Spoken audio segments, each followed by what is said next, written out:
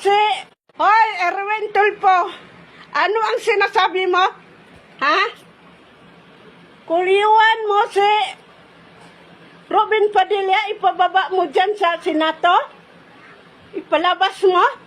Ikaw kayang bumaba. Kung dito ka lang sa Mindanao, Erwin Tulfo, aywan ko lang kung anong mangyayari sa inyo. Sa Tagalog sa anad nga, dili mo kaunting o isudan. Akala mo, Erwin Tulfo, kumakain kami ng gulay nga walang asin, walang bitsin. Ha?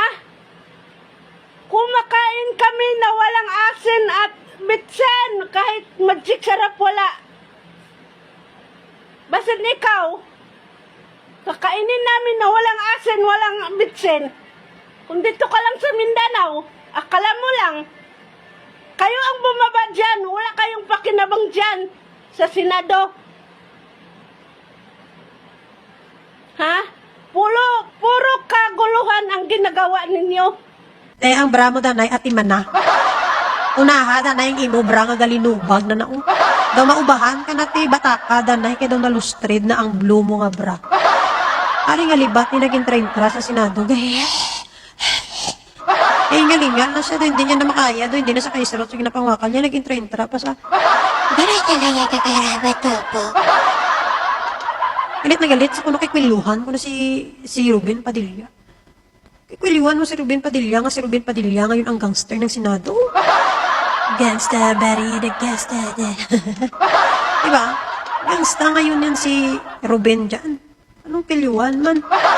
Tapos ang sinasabi niya, pag nandyan lang daw si Tulfo, kuno, kumakain daw siya ng walang bitsin, walang asin, walang magic sarap. So ano ibig mong sabihin? Kainin mo ng buhay si Tulfo? Nakaswang?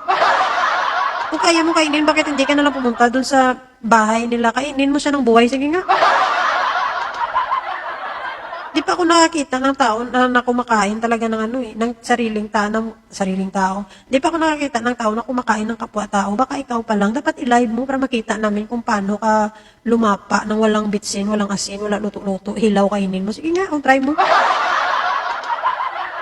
Kayo lang mismo ang sumisira sa imahe ng Mindanao. Kung galit kayo sa isang tao, huwag nyo na idama yung Mindanao. Kasi napakaganda po ng Mindanao at marami po mga kababayan natin dyan na taga Mindanao na mababait. Kayo lang yung mga didiis, ng mga zombies, mga kultong, mga aswang, Kamu lang na.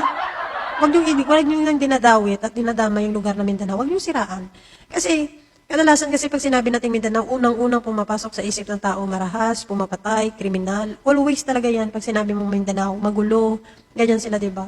Bakit ganyan ang nangyari? Kasi kayo mismo, na taga Mindanao, hindi ko nila lahat, ito lang ang gagang alibat, ha?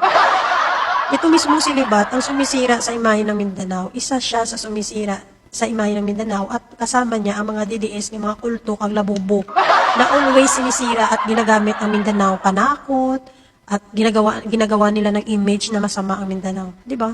Imbes na kayo nga taga Mindanao, ang pagandahin nyo ang imahe ng Mindanao, baguhin nyo ang mindset ng tao when it comes sa Mindanao. Di ba? Dapat ganun eh. Pero hindi ginagamit nyo siyang shield or panaming. Ginagamit nyo siya ng proteksyon nyo na parang feeling nyo pag sinabing Mindanao, angas ka na eh. Alam mo yung totoong maangas, wala yan sa lugar. Wala yan sa kung saan ka nakatira. Wala yan. Kasi hindi naman lahat ng taga Mindanao matapang, kriminal, mamamatay tao, berdugo, o kung ano-ano pa. Hindi naman yan eh. Kahit sa ang lugar, kung matapang ka. Ganun lang yun. Wala yan sa kalugar-lugar. O hindi pwede sabihin mo pag sa Mindanao, kriminal lang Mindanao. Hindi naman eh. Kahit sa ang lugar, may kriminal din naman, di ba? Pag sinabi mo Mindanao, mamamatay tao, maraming mamamatay tao. Kahit sa ang lugar, may pumapatay din ng tao, di ba? So, anong difference? Ang difference dyan, kasi kayo na nakatira dyan sa Mindanao, lalo na itong Libat na to, kayo mismo sumisira at tumatatak sa isip ng mga tao na masama ang Mindanao. Na ganyan ang ugali ng Mindanao. So, nakakalungkot ng isipin, no? Kasi kayo din mismo sumisira sa sarili nyong lugar. Libat ka nga gaga.